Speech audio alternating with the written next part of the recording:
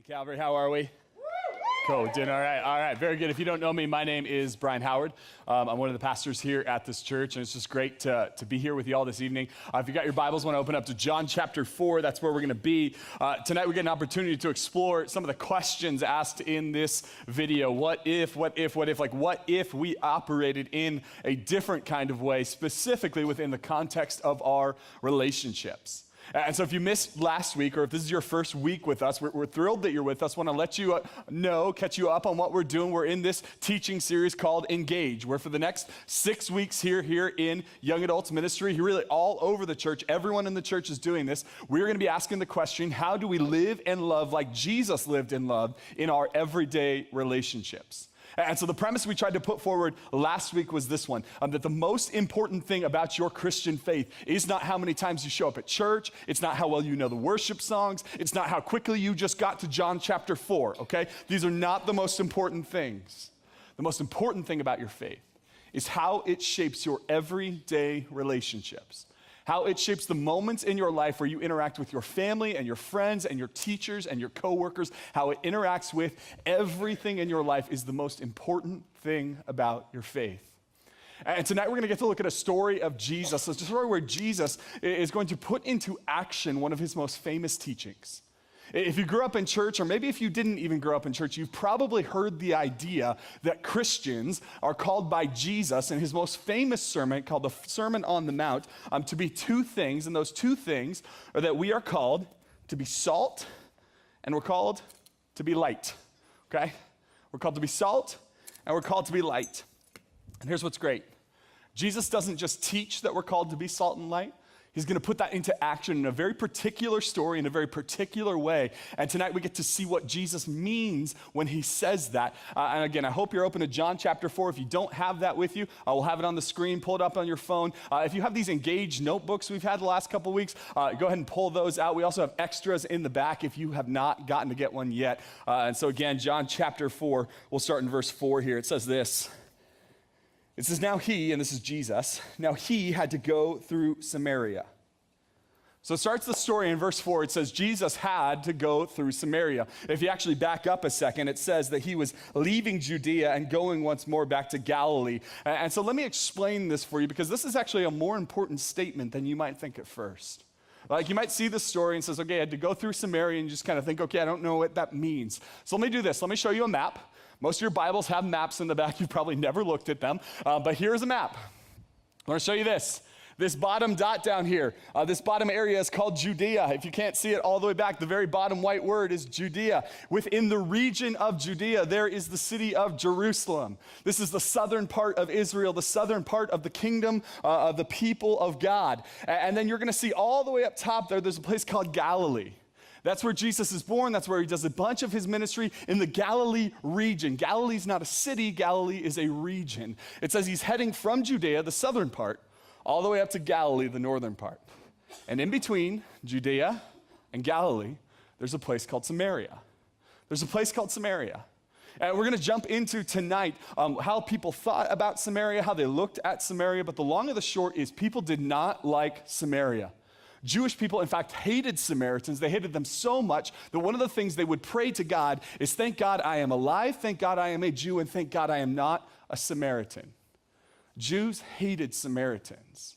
And so what you'll actually see here on this map is there is a way to go from Judea to Galilee straight through Samaria. But here's what most Jews would do because they hated Samaritans so much. You'll see this roundabout way where they cross the Jordan River, which if you grew up in church, you know Jesus got baptized in this river. They would go all the way around outside of the Jordan River to get up to Galilee.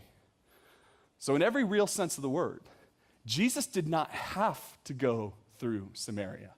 Jesus chose to go through Samaria. The text says he has to go through, which leaves us to go, okay, he could have gone around like every other Jew in his day did, but he chose not to. So when the text says he had to go through Samaria, it doesn't mean that geographically he had to do that. It means that Jesus had a mission that he had to accomplish, and in order to do that, he had to go through Samaria. And I guess I just want to stand here tonight and tell anyone who's a follower of Jesus, if you are a follower of Jesus, it is probably going to lead you to some places that everyone else doesn't want to go, okay? If you call yourself a follower of Jesus, one of the things that happens is we tend to follow Jesus into places and situations and circumstances and relationships that everyone else wants to avoid. And I would even argue this: if you call yourself a follower of Jesus, but you never find yourself interacting with people who make you uncomfortable or going to places that make you a little out of your comfort zone, if you never find yourself interacting with people you wouldn't have naturally drifted to, I would question whether or not you're faithfully walking with them. Because to walk with Jesus is to go places that we might not naturally want to go. To follow Jesus is to go toward people that we might naturally avoid. But we're not talking about what we're supposed to be doing naturally tonight. We're talking tonight about what we're supposed to be doing supernaturally. What Jesus is supposed to do to us when he changes us and we follow him. And we could go around Samaria, but instead we chose to go through. I'll clarify. Here's how it goes. It says he had to go through Samaria in verse 4. It comes to verse 5. It says he comes to a town in Samaria named Sychar, at the plot of ground where Jacob had given his son Joseph. Jacob's well was there, and Jesus, tired as he was from the journey, sat down by the well. It was about noon. So here's what I want to point out in this verse. One of the temptations for us as Christians is to look at Jesus and to affirm that Jesus is God, and therefore to assume he never struggled. And what I do want to do is stand here, especially for those of you who might not be Christians, or you're just checking out faith or trying to reaffirm what you believe. We affirm that Jesus is in fact God. That Jesus is God in human flesh, the God of the universe, the eternal God, never born, never created, before all things in human flesh. And at the same time, he is fully God, he is fully man. And so part of the Christian affirmation is this affirmation that Jesus is in fact fully God, but he's also fully man. Meaning he experiences things that God in spirit would never experience. For example, one of those things is the fact that he is tired. He's tired. He's worn out. He's probably thirsty. He's probably hungry. Later, we're going to see that his boys, the disciples, are running into town to get some Taco Bell. Like, that's what's happening here, okay? Jesus is tired from the journey. And then the second thing I'll point out is that it's noon. It was about noon is what it says. In the Greek, it says it's the 6th hour. In the Greek language, what they would do is count everything from 6 a.m. up. So the 6th hour is about noon. And so you got to think about this. This isn't noon in like pleasant Southern California weather. This is noon in the middle of the Middle East. It is hot. The sun is beating down. Jesus has been walking all day. He is exhausted.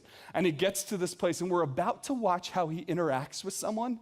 And I guess the thing I want in the back of your mind for the rest of this story is this: that Jesus is exhausted and he's hot, and everything about his circumstance suggests that he should act in a way that's reflective of that circumstance. Here's what I mean. We all do this, right? We go, well, I'm kind of tired and stressed out, and so we tend to treat people badly. Or that person starts walking toward us at our work, and we're just kind of having a rough day, and everything's kind of messy, and we don't want to deal with them, so we go a different direction. Or we kind of get stressed out, or things are kind of rough on us, or we're kind of exhausted and tired, and our roommate wants to talk, or our roommate wants to have a conversation where we can minister to them, and we avoid them because we're tired. See, I don't know about you, but I tend to avoid things that Jesus is calling me to do when I feel like my circumstances justify that. And here's Jesus. He's exhausted. It's the middle of the day. The sun is beating down on him. If anyone in this moment has any right to just ignore everyone around him and take care of his own needs, it's Jesus. But we're going to see very quickly in this story that's not what happens. It's hot. Jesus is tired. He needs food, he needs water, and yet the conversation that unfolds is not going to reflect Jesus working off his circumstances. It's going to result in Jesus working out his conviction about how we're supposed to treat people. Here's how it continues. It says in verse 7, it says, then a Samaritan woman came to draw water. Now again, if you didn't grow up in church, you haven't heard this story before, never unpacked this story, this seems pretty normal and average. They're at a well after all. And Jesus is sitting probably on the lip of the well that's built so that you won't fall into the well. And Jesus is sitting there, and a Samaritan woman comes up, and she starts to draw water. She's there to get water, which is kind of, again, to us, it's kind of nothing. But to that culture, this is a major thing that she's coming at noon. See, here's what would happen. In this culture, people would get up early in the morning before the sun was even up and start walking toward the well. And then they would get the water, and they would use that water for cooking and for drinking and for making tea and everything they would do throughout the day. They would use that water. And then if they needed more water, they wouldn't go in the middle of the day because it's hot and only a total fool would go in the middle of the day. They would go as the sun was setting. But here's this woman, and she's coming alone in the middle of the day to the well. which is this fascinating little thing that's going on. This fascinating little thing that's going on where this woman is so outcast from society that no one wants anything to do with her, that all of the other women went to the well at a different time. And here's a woman who's been totally singled out. She's coming to the well in the middle of the day, which means she's been totally cast out of their society. Later we learn that this particular woman is going to have a sexual past, that this woman's been married to 5 different people, and the person she's currently sleeping with is not her husband. This is what we're going to learn throughout the story. So this woman has a past. This woman has been labeled. This woman has been cast out. In every way, no one wants anything to do with the woman that Jesus is about to engage with. Here's how it continues. Verse 7 says, "Then a Samaritan woman came to draw water, and Jesus said to her." We'll get to what Jesus said to her in a minute, but I just want to pause and stop and think about this woman, the woman who's been cast out, the woman who slept with so many different people that everyone's labeled her the town slut, that no one wants anything to do with her. They've cast her out, they've ridiculed her, they've mocked her, they want nothing to do with her. And here's Jesus, and he sees her. Here's Jesus, the most holy, perfect person that's ever lived, the God of the universe in human flesh standing before her, and he decides to talk with her. He decides to talk with her. Because this person matters to Jesus. This person matters to Jesus because she is created in the precious image of God, which is just a reminder for anyone who came into this place tonight thinking that maybe you're too messed up or jacked up, maybe you've fallen too far for God to care about you. And the good news of the gospel is that Christ cares about you exactly where you are. That the good news of Christ is that whatever you've done in your life, however you've been labeled, however you've been cast out by your friends or judged by other Christians, Christ looks at you and he wants everything to do with you. His attention is on you, it's for you, it's with you, and it's on your side. I just want to speak to maybe any ladies in the room tonight who just feel like you've done too many things, you've been too far. Maybe someone's referred to you as used goods or damaged goods, and maybe everyone else in the world, maybe the guys you've cared about, the girls you've cared about the most, have cast you out. But I want to tell you something, your Jesus has never taken his eyes off of you. Never once, ladies. Never once. To the guys who are in this room and you feel like your sexual sin is too great, like you keep saying you'll never do that thing again, you'll never sleep with that girl again, you'll never look at pornography again, you'll never go down that road of lust again, and you're here tonight and you just feel so gross and jacked up, like if anyone knew you, they'd never want anything to do with you. The truth is Jesus knows every wicked thing about your soul and he still wants everything to do with you. This is the good news of the gospel. The good news of the gospel is not if you're really awesome, Jesus will talk to you. The good news of the gospel is that the only requisite for Jesus wanting anything to do with you is that you're a total sinner. And that Christ came into this world to save sinners. This much we know. The gospel isn't that you're awesome so God loves you. The gospel is that you're totally jacked up and yet Jesus sets his eyes and gaze on you. And he begins to talk to this woman. And here's how the conversation goes. It says this, Jesus said to her, "Will you give me a drink?" His disciples had gone into town to buy food. The Samaritan woman said to him, "You're a Jew, and I'm a Samaritan woman. How can you ask me for a drink? For Jews do not associate with Samaritans." So this woman begins to unpack this tension we've been talking about when it comes to the Samaritans. Okay, I'll start to explain right now how the Samaritan thing happened. See, if you go way back to the Old Testament, there was a time where the Jewish people, the nation of Israel, they were a nation. They were a nation that was just completely sovereign over themselves, and God gave them a rule. They said, you can marry anyone within the nation, but do not marry people outside of this nation. It wasn't because God was a racist or a bigot. It wasn't because God was a xenophobe and didn't want other people in. It's because God had a standard. And that standard was, you are to worship me and me only. And every other nation that surrounded the people of Israel worshiped idols. They were pagans. They wanted nothing to do with Yahweh, the God of the universe, the God of heaven and earth. And so when God says don't marry outside of the nation of Israel, he's saying that because he wants them to stay committed to him and him alone. And he knows if they get married, they're going to start to mix other gods and other religious practices in with what he ordered. And he knows that's not going to go well for them. He commands them not to do it. And then what we see in the Old Testament, what we see is the people of God get taken over by another nation. There are some people who stay in the nation, some people who get deported, and somewhere in the midst of this, a group of people that would later become the Samaritans start marrying people from other nations. They start mixing together with people from other nations. And so by the time Jesus rolls around, the Samaritans are hated because they're betrayers. They're people who turn their backs on God. They're less than the Jewish people that they believe that they are. So there's actually two very interesting things going on here that I need you to see and that I need you to be able to separate in your mind. The first is this. that this is a religious and spiritual issue, meaning that God commanded that they would not intermarry with other races, and they did it in disobedience to God, and in every way that is a wrong thing. And on the other side, what you've got is Jews that are judging people who are Samaritans because they don't have pure blood, because they married into a different race, a different nation. And so on the one hand, this is a spiritual issue. On the other hand, this is a racism issue. This is a racism issue. You've got these two interesting layers kind of playing together here, where there's people who have spiritually kind of walked away from the Lord, who have not kind of walked with what God has said. And on the other hand, there's a different race of people. It's a different type of people, a different group of people. And so for both of those reasons, the Jews have sort of cast these people away. It says here that the Jews don't even associate with Samaritans. They want nothing to do with them,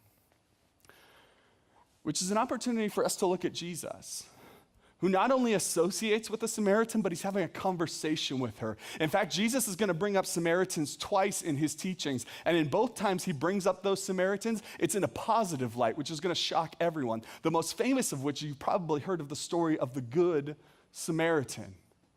Jesus looks at someone who is ethnically and religiously different than him, and instead of trying to keep his distance from this person, he walks toward them. And if we are going to call ourselves followers of Jesus, we need to do the same.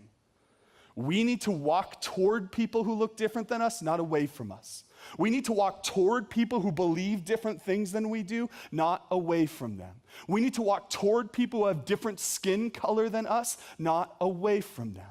We need to strike up conversations and form friendships with people who look different than us, who think different than us, who pray different than us, who worship different than us, and Lord help us, who vote different than us, okay? We are called to have friendships, meaningful relationships. We are called to engage people who don't look like us, because that's what Jesus did. Like right at the core of engaging people isn't just you engaging all the people who look and think and act just like you do. It's you having the capacity to look at someone who looks different, thinks different, votes different, worships different, prays different, and say, I'm going to enter into a relationship with this person, because that's what Jesus did. It continues on this way. In verse 10, it says, Jesus answered her, if you knew the gift of God and who it is that asks you for a drink, you would have asked him, and he would have given you living water. Sir, the woman said, you have nothing to draw, and the well is deep. Where can you get this living water? Are you greater than our father Jacob, who gave us the well and drank from it himself, and did also his sons and his livestock? Jesus answered, everyone who drinks from this water will be thirsty again. But whoever drinks from the water I give them will never thirst. Indeed, the water I give them will become in them a spring of water welling up into eternal life. The woman said to him, Sir, give me this water so that when I get thirsty and have to keep coming here for water, give me this water so that I won't get thirsty and have to keep coming here for water. I want to point out something about Jesus right now, and this is where it's going to get into this analogy, this metaphor, this image Jesus gives us. If you'll remember where we started with the idea that Jesus commands and actually informs Christians that they are the salt of the earth and they are the light of the world. This is the image that Jesus gives. And I believe in this text, Jesus is playing this out in a beautiful and a profound way. Let's talk about salt for a second. My wife went out before the service and got this nice little salt shaker here. Let's talk about salt. Salt is only a useful thing in your life if you have contact with the salt and the something else. Here's what I mean. If I have a delicious bunch of French fries, but they've not been salted right now, and they're sitting on the other side of the room, me putting salt right here helps it in 0 ways, right? But if I have French fries here and start pouring on the salt, and I mean when I go to In-N-Out, I get like an unhealthy amount of heart attack salt, packets all over the place, blood pressure issues, all that, we can talk later. But that's what I do, right? You pour the salt on, because salt has impact only when it's in contact with something. So that when Jesus calls you to be salt, he's telling you that you need to have contact. You need to get close to people. You need to have the capacity to be with people that everyone else has chosen to be away from. That's the way you become the salt of the earth, by having contact with people that no one else wants to have contact with.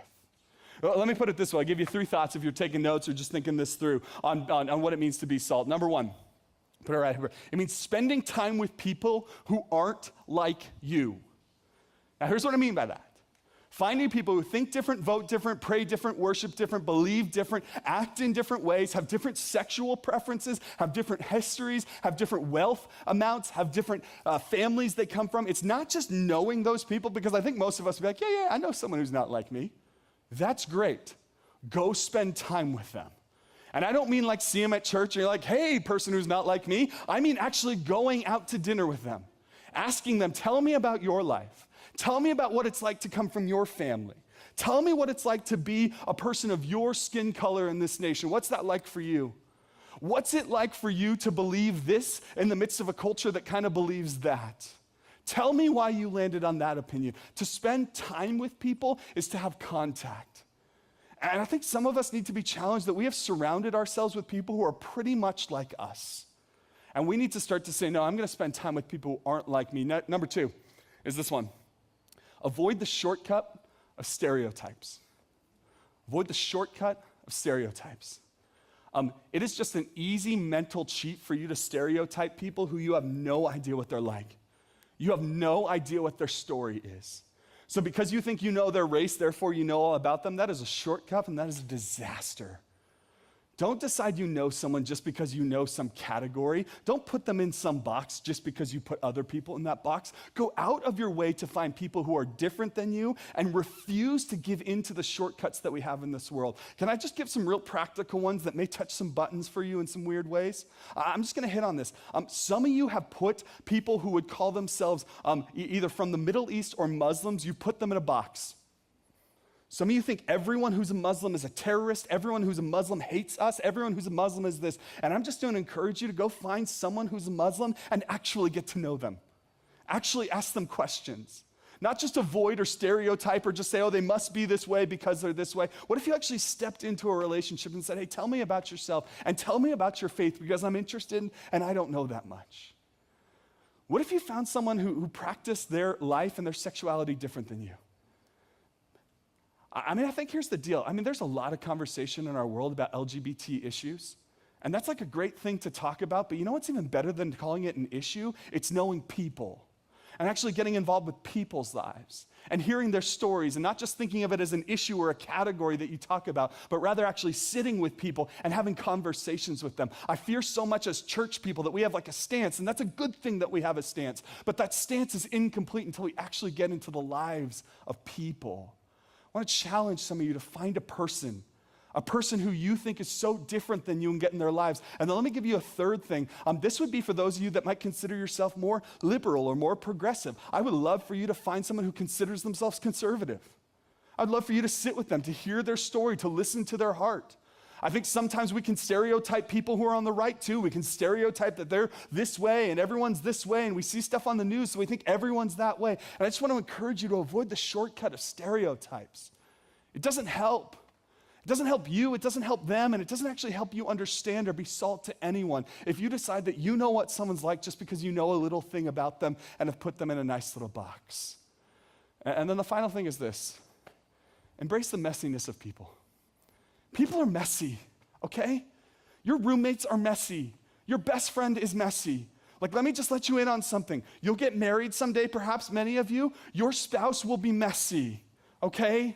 She or he is not going to be perfect. She's not going to complete you. He's not going to make all your dreams come true. Like, marriage is messy. People are messy. Church, hear me, is messy.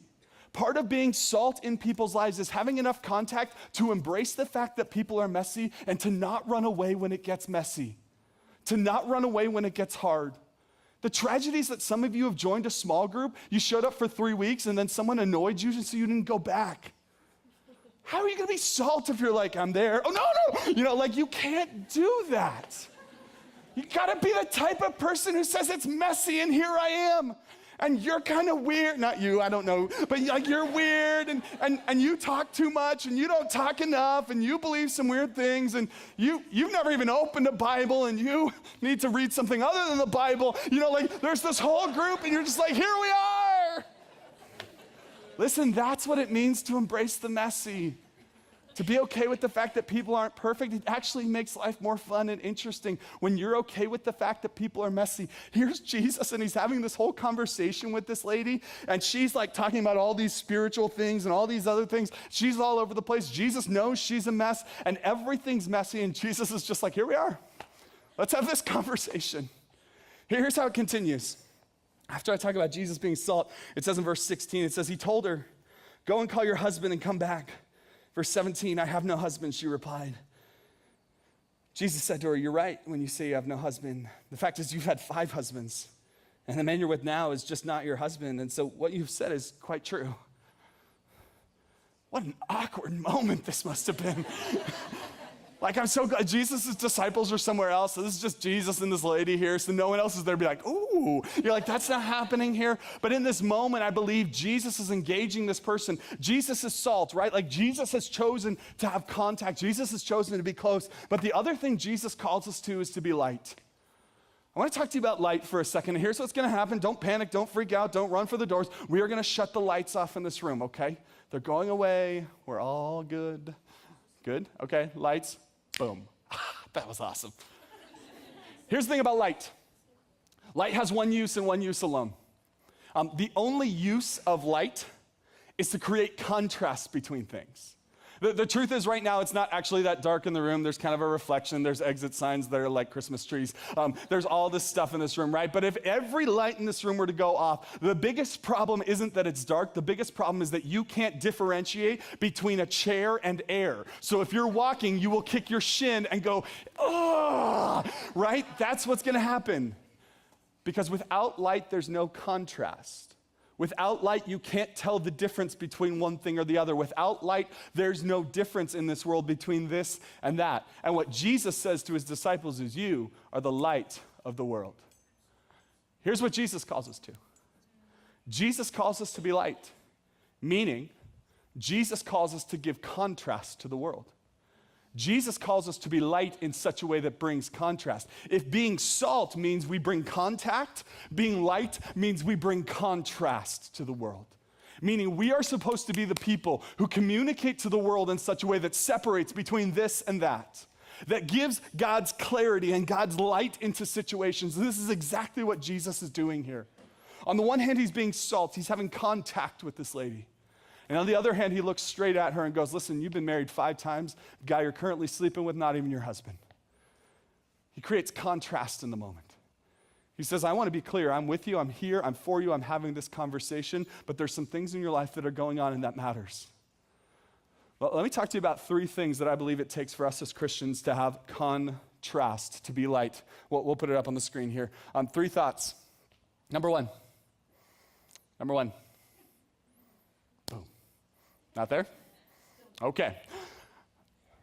First one, aim to bring clarity, not victory, okay?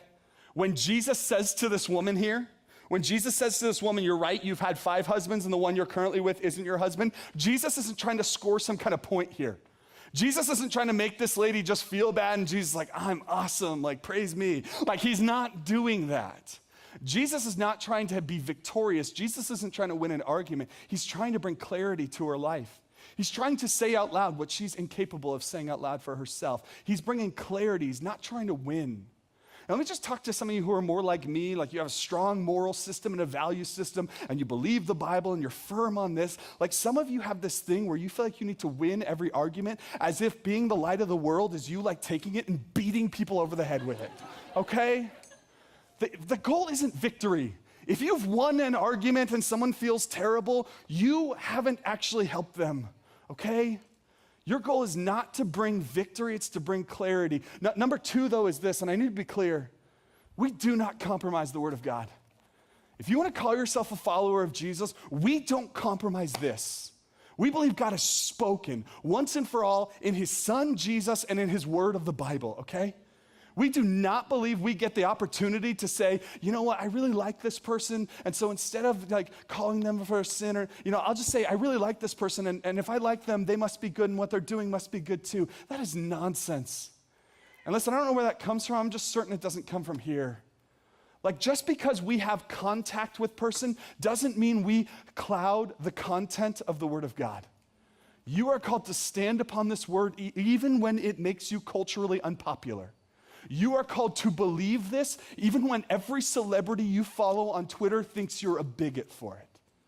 You are called to stand upon the word of God. To have contact with people doesn't mean we give up our values and our morals. Jesus is standing here. He's having contact with this woman. He's showing her unbelievable grace, but he's not willing to back down for a minute from the fact that she is a serial adulterer who is divorcing men, sleeping around, and causing havoc in her own soul and others. He is not going to back down from the perfect word of God. And then the final way that we show contrast, the final way that we be light, is we embrace the messiness of people. We embrace the messiness. Can I tell you what some of you want to do? Some of you want to walk into conversations with people, and they're walking in their sin, and you know them, and you're close with them, and you've walked with them, and so you walk into the room, and you say, you are a bad person. And you expect them to be like, you're right, I am. I'll fix everything tomorrow.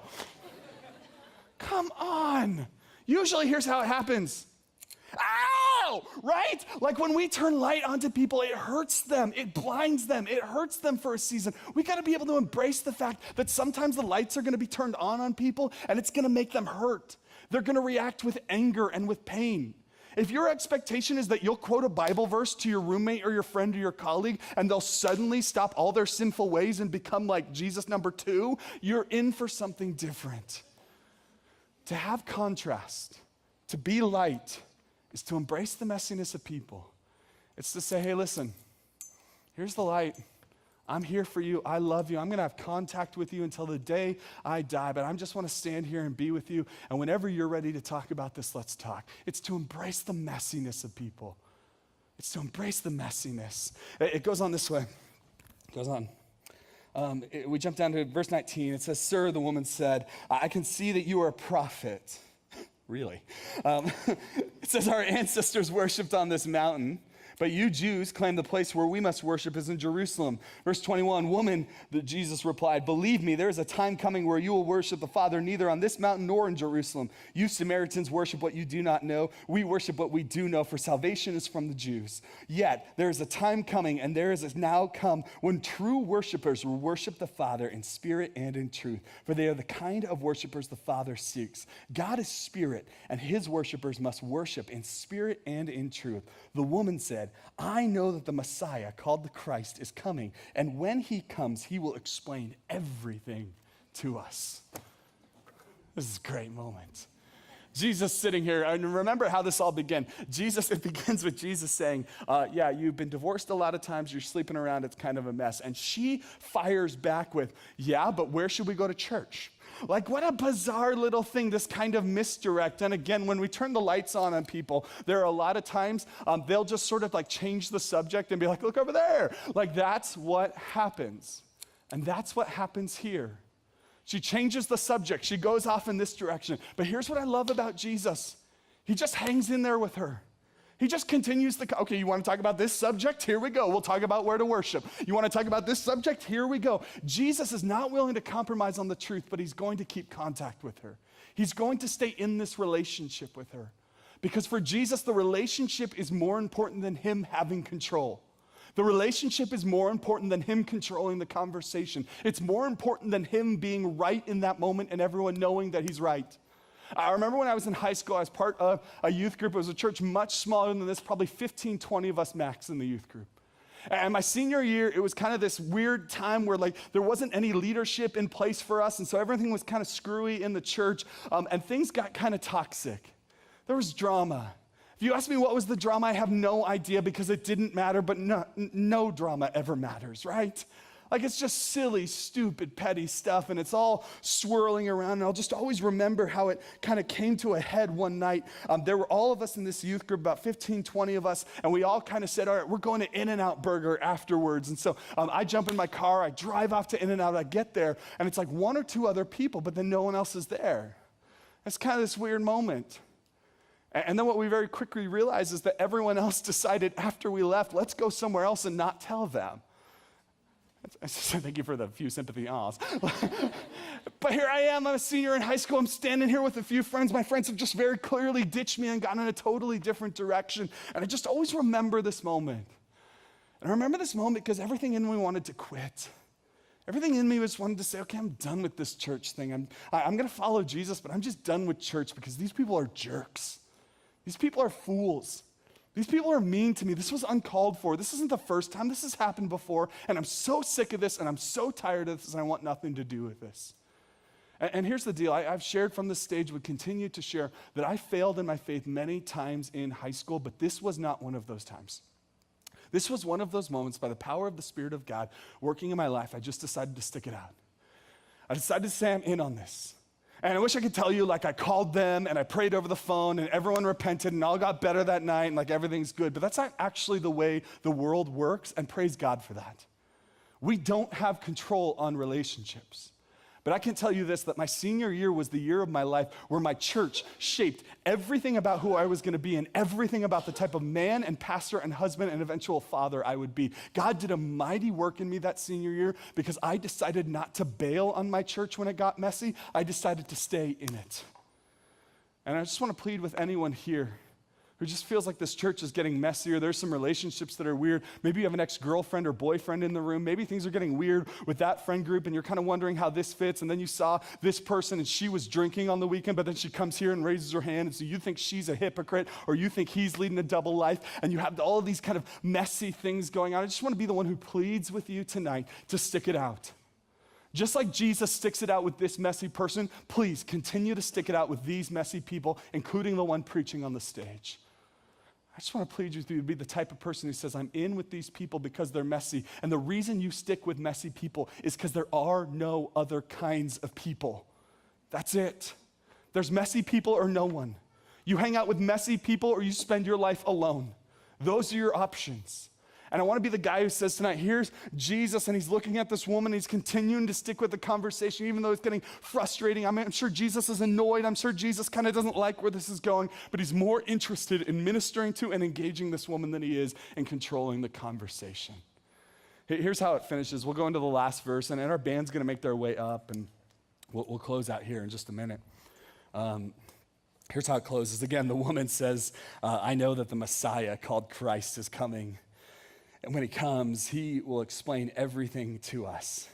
Verse 26, then Jesus declared, I, the one speaking to you, I am he. Jesus looks at this woman who is a complete mess. Everything about her life is a disaster. Everything about her life has been a failure, not only in her sin, not only in her choice to marry different men and sleep around, not only in her choices, but in the heartbreak. Like, I don't want to imagine that this woman has fully just sinned and that's the only reason. I want to imagine that maybe there's been some abuse, maybe there's been some neglect, maybe someone has abandoned her, people have walked out on her. She's clearly all alone. She has no one else with her. And here's this woman who has everything going wrong for her in life, and Jesus stands before you and says, I am the Messiah. I am the Christ. I am the Son of the living God stepping into this world to save everyone. Something you might not be aware of is that Jesus doesn't choose to reveal that to many people in the scriptures. Actually, one of the favorite things of Jesus to do when people figure out that he's the Messiah is to be like, shh, don't tell anyone. He tries to silence it. He tries to keep it down. In fact, before Jesus' trial, this is the only person he says directly to, I'm the Messiah. Wrap your mind around that for a second.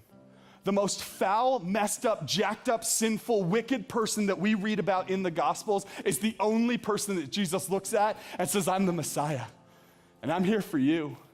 I'm here with you. I'm for you. I'm here to rescue you. She says, there's a Messiah who's going to come. He's going to tell us everything, and Jesus is going, here I am, and I'm here for you.